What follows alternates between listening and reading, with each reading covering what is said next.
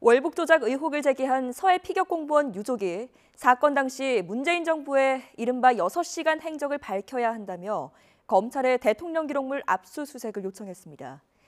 검찰은 유족 의견을 충분히 듣고 있다면서도 특별수사팀 구성 같은 수사 확대에는 신중한 모습인데 일단 첫 강제 수사 시점과 규모가 관건이 될 전망입니다.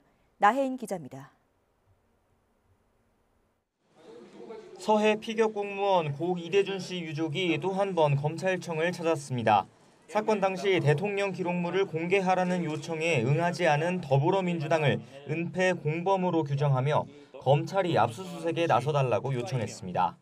이대준이 북한 측에 발견된 후 사망한 게 6시간 동안 대한민국 정부와 문재인 전 대통령은 국민의 생명을 지키기 위하여 과연 무엇을 했는지를 파악하기 위한 또 당시 국가안보실 국가위기관리센터장이었던 강건작 육군 제6군단장이 청와대와 국방부 사이 의사결정 과정을 알고 있을 거라며 조사해야 한다고 주장했습니다. 어떤 자가 가만히 있으라 했습니까? 문재인 대통령이었습니까? 국방부 장관, 안보실장, 사람을 죽여놓고 전부 발뺌하며 우리는 잘못이 없다 합니다. 지난달 해경의 수사 결과 번복 이후 문재인 정부 인사들을 잇따라 고발한 유족은 최근 민주당 의원들의 회유 의혹까지 제기하며 여러 기관의 진상규명을 촉구하고 있습니다.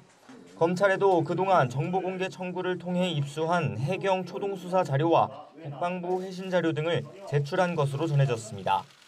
검찰 역시 지난달 사건 배당 일주일 만에 유족을 불러 당시 정보 대응을 시간대별로 확인했는데 부장검사를 포함한 수사팀 교체를 앞두고 있었다는 점을 고려하면 속도를 낼 의지는 분명해 보입니다.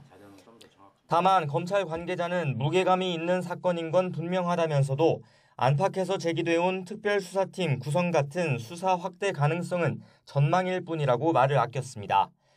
하반기 검찰 인사로 구성이 바뀐 수사팀이 사건을 파악할 시간이 필요하다는 건데 일단 인력 충원 같은 문제는 필요한 수사를 진행한 뒤 검토해도 늦지 않다는 뜻으로 풀이됩니다.